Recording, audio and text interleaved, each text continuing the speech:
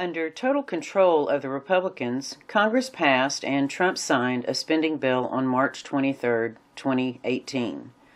The record $1.3 trillion, 2,200-page monstrosity, which would keep the federal government running for 6 months, will fund abortion giant Planned Parenthood, sanctuary cities, potential gun bans for millions of Americans, Obamacare, border security funding for foreign governments, military spending for mass-murdering communist dictators, and countless other schemes. Is this constitutional? Would a balanced budget amendment rein in the spending powers of the federal government? Well, that sounds like the solution, but no, it would legitimize what Congress is doing now. Article 1, Section 8 gives Congress authorization to tax and spend on a specific enumerated list of items. I haven't read it, but I'm pretty sure that most of the 2,200-page spending bill is outside of these powers granted to Congress and the President.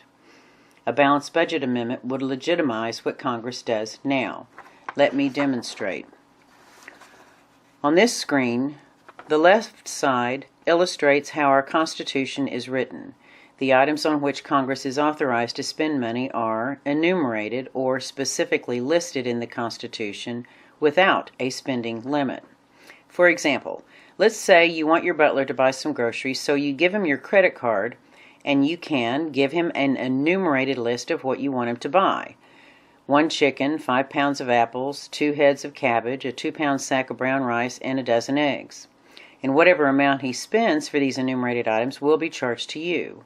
Or, you scrap the enumerated items, and you utilize a budget, and tell him he may spend on whatever items he wants, but ask him, please don't spend more than 18% of your weekly income. But whatever amount he decides to spend will be charged to you. The right side illustrates how a balanced budget amendment would create completely new constitutional authority to spend on whatever the federal government wants to spend money on, as long as they agree on the items and the amounts. In essence, a BBA, or a balanced budget amendment, would legitimize the $1.3 trillion, 2,200-page spending bill passed as long as Congress can vote to raise taxes. Our current Constitution does not permit the federal government to spend money on whatever items they want.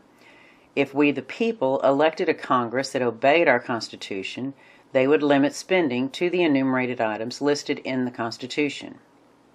Since the Constitution delegates to Congress only limited and narrowly defined authority to spend money, excessive federal spending is not the result of a defective Constitution, but of we the people repeatedly electing a Congress that disregards the existing constitutional limitations on federal spending. And let me further demonstrate the fiscal policy that's already in our Constitution. This screen is Article 1, Section 8. There are 18 clauses in Section 8, as I have itemized. If the power isn't listed here, it's not authorized in the congressional budget. This is along with a few other areas and other parts of the Constitution, but Article 1 is where the lion's share of the congressional spending powers are granted. Article 1, Section 8 is set up like a paragraph. The first sentence, or Clause 1, at the top of the screen is the general opening statement. Then Clauses 2 through 17 explain Clause 1. And finally, the last clause, Clause 18, at the bottom of the screen, is the closing sentence. So let's go through them. Using this PowerPoint slide, you can see that all taxing powers are tied to 3 areas as listed in Clause 1, or the opening sentence at the top of the slide. That sentence reads, the Congress shall have power to 1. Pay the debts, 2. Provide for the common defense, and 3. Provide for the general welfare. Debts are for only the national debt outstanding to foreign powers when this Constitution was ratified, and federal services that are enumerated in this Constitution. Common defense powers are Clauses 10 through 16, and general welfare powers are Clauses 2 through 9 and Clause 17. The closing sentence, or Clause 18, summarizes the purpose of Article 1, Section 8 by stating, quote, Congress shall have power to make all laws which shall be necessary and proper for carrying into execution the foregoing powers and all other powers vested by this Constitution. The last clause, referred to as the Necessary and Proper Clause, has been misinterpreted and is the reason for our $1 trillion national debt, along with misinterpretation of the meaning in the Clause 1 at the top of the screen, granting Congress the power to provide for the common defense and general welfare. Can you figure out where Obamacare, federal funding of Planned Parenthood, and billions in foreign aid can fit into any of the general welfare clauses, or for that matter, anywhere in the 34-page Constitution? Phone your congressman and ask where in Clauses 2 through 9 and Clause 17 in the general welfare clauses that Planned Parenthood funding applies or government funding of Obamacare applies. Today we also give foreign aid to over 160 foreign countries. Of 195 countries in the world, we give money to the governments of 160 of them. Where in the Constitution is this authorized? Words on paper obviously don't self-enforce themselves. The enforcement mechanism is in we the people understanding the limits placed on government and electing a constitutionally compliant government. And this brings me to a deceitful and evil movement that has our governor, all of our Republican state legislators, and many uninformed voters pushing for a balanced budget amendment to the Constitution. This misunderstanding and the resulting deceit that's being marketed is proposing an Article 5 convention to propose amendments to the U.S. Constitution. This is one of two methods to amend our Constitution, but it has never been used to amend the current Constitution. It is, however, how we abolished our first Constitution in 1787 and ratified our second Constitution, the one we have today. That first Constitution was the Articles of Confederation. All of our current 27 amendments in the current Constitution have been proposed by Congress, not in Article 5 Convention. This screen shows you the text in Article 5 that issues instructions on how the current Constitution may be amended. And the key words in Article 5 are underlined in this screen. The Congress, whenever 2/3 of both houses, that's the U.S. House and the Senate, shall deem it necessary, shall propose amendments to this Constitution, which I shall call Method 1, which is the only method used for all 27 amendments in our current Constitution. Or, on the application of the legislatures of 2/3 of the several states, and I shall call this Method 2, then Congress shall call a convention for proposing amendments. Today's push to amend our national charter with a balanced budget amendment proposes to use applications from 2/3 of the state legislatures. Well, first it's important to understand that there are two steps to amending the Constitution: proposing amendments and then ratifying any proposals. Step 1 is the proposal of amendments, that is, the determination of who gets to draft these proposed amendments, Congress or an Article 5 convention. And then there's Step 2, the state ratification of proposals, that is, who or what body gets to vote on whether to ratify the proposals put forth in Step 1. The Article 5 convention is one option in Step 1, the proposal step, and some want to propose a balanced budget amendment. In our frustration to do something about our out-of-control government, many propose that the Constitution is to blame, and the state legislatures, not the Congress, need to participate in a national convention to propose amendments because Congress will never limit their own spending. Well, this idea is growing in popularity. It has not been used since 1787 when the states threw out our first Constitution and drafted this Constitution. Just last year, our Texas legislature, under the direction of Governor Abbott, passed Senate Joint Resolution 2, an application to Congress to call a convention under Article 5 of the U.S. Constitution to propose amendments to impose fiscal restraints on Congress. Using the broad and vague wording of the legislation our Texas legislature passed, a political action committee calling themselves Convention of States, or COS for short, demonstrated for us just how fast good-intentioned Republicans can replace limited fiscal powers with expansive and boundless government spending. In September of 2016, as part of a marketing campaign, the COS hosted a simulated Article 5 convention for 3 days in Virginia, hoping to show how an Article 5 convention would not be a runaway convention like the one in 1787. But to their consternation, they proved the opposite. This simulation was orchestrated and paid for by COS.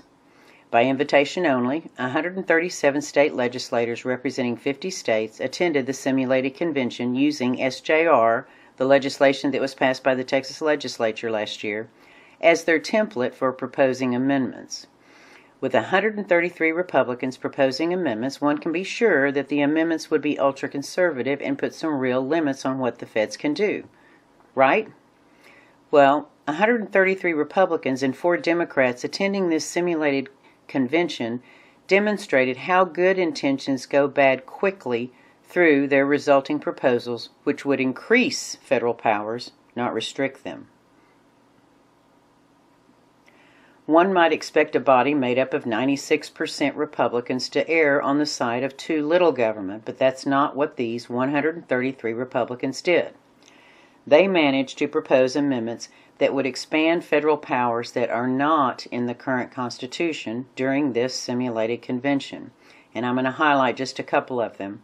Under the first charge to impose fiscal restraints on the federal government, this is what they came up with. The public debt shall not be increased except upon a recorded vote of 2/3 of Congress. That translates to Congress can't increase the debt unless Congress agrees to increase the debt. And another proposal from the simulated convention was, no state or any subdivision thereof shall be compelled or coerced by Congress or the President to appropriate money. The translation there is, if the states didn't give the feds authorization to force unfunded mandates on them, then the states aren't required to comply. The 10th Amendment already addresses this. Do you see the irony in these proposals? If you don't know what fiscal restraints are in the current Constitution, these ideas sound great. But I just showed you on a previous screen, and now you know that these proposals from 133 Republicans would repeal the enumerated list of items Congress has authority to tax and fund, and would only serve to legitimize what Congress does now. Plus, it would repeal the 10th Amendment, which states, the powers not delegated to the United States by the Constitution are reserved to the states respectively or to the people. I would like to say that these amendment proposals were unintended consequences, but I don't think so. Texas legislators and our governor depend on federal funds for 30% of our state budget. They would like to eliminate the enumerated spending powers in order to justify their acceptance of federal funds that make up this 30% of our state budget. Many economists predict that if Congress were limited to the enumerated spending powers, in 10 years, our national debt would be paid off. If you're not alarmed what 133 Republican state legislators can do to expand federal powers in an Article 5 convention, then look at what the Democrat-controlled Texas legislature did in 1977. They passed an application for Congress to call a constitutional convention to consider a balanced budget amendment, or a BBA. Again, this sounds good to those not informed on the enumerated spending powers in Article 1, Section 8. However, if anyone would take the time to read this 3-page bill, it's clear that the 1977 BBA application asks for, and I quote, that the Congress of the United States call a constitutional convention for the specific purpose and specific and exclusive purpose of proposing an amendment to the federal Constitution requiring, in the absence of a national emergency, that the total of all federal appropriations made by the Congress for any fiscal year may not exceed the total of all estimated federal revenues for that fiscal year. This application would legitimize what Congress does now, limiting the federal appropriations to not exceed the estimated federal revenues. Oh, that's real effective. We'll just amend the Constitution to grant Congress our approval to raise taxes to meet any appropriations as long as they vote on it. And last, you may not be aware, but our country has been under constant declared national emergency since 1979.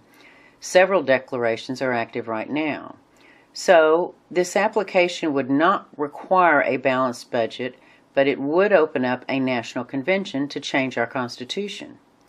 And the progressive states would have a seat at the table along with Republicans who proposed those liberty-busting amendments on the previous screen. So in summary, Texas has 2 active applications for an Article 5 convention to propose amendments that would repeal the enumerated spending powers and replace that with unlimited spending powers as long as Congress agrees to raise the taxes. So please phone your state house rep and your state senator and tell them to rescind both of these applications for an Article 5 convention. Tell them to cut off the addiction to federal funds and cut the social engineering strings that are ruining Texas's schools, health care, and our general welfare. So we all know that we have problems with the bloated federal government. If a balanced budget amendment isn't the answer, what is? Well, it's simple.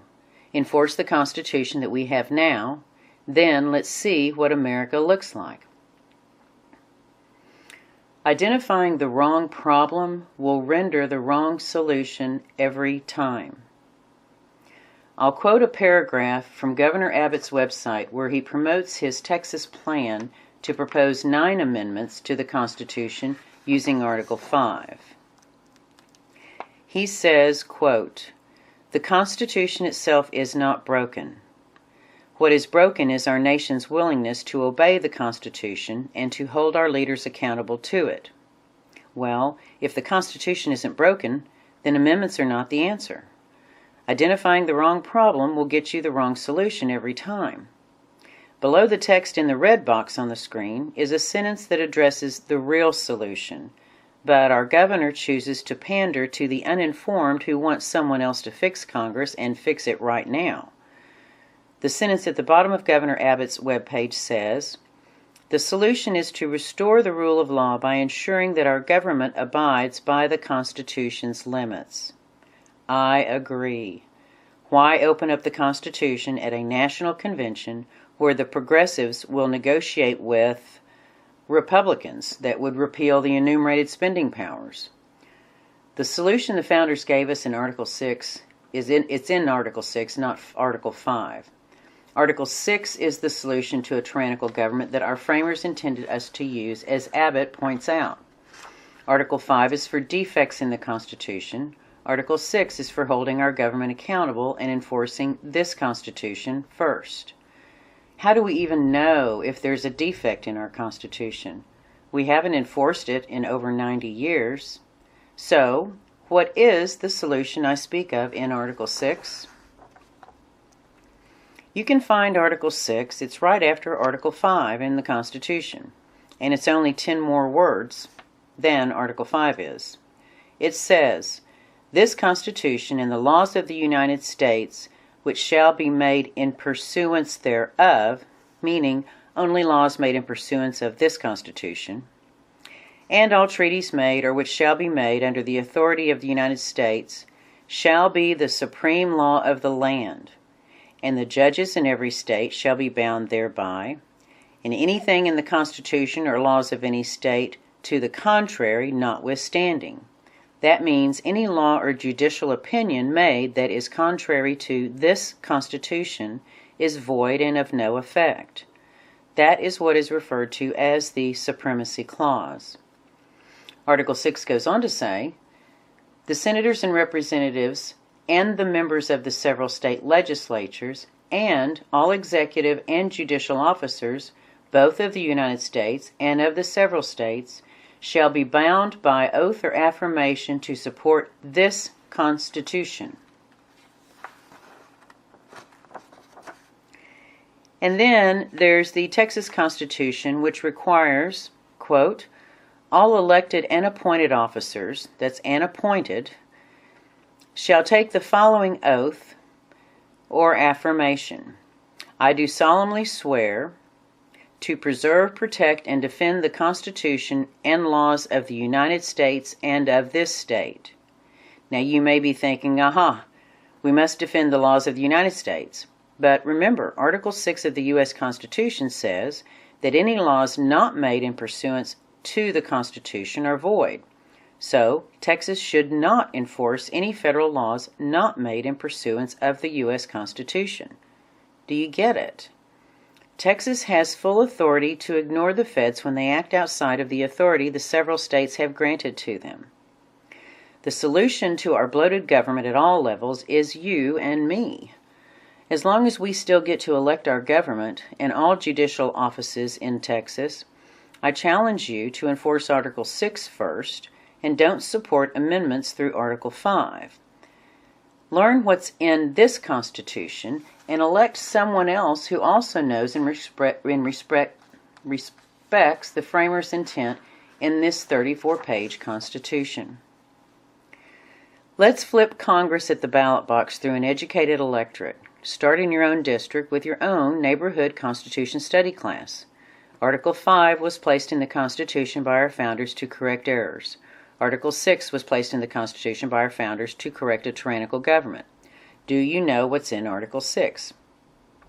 Is it worth $30 to learn how to control a tyrannical government and share that knowledge with one or two neighbors? I've been doing this for 9 years. We didn't get here overnight, and there is no quick fix scheme.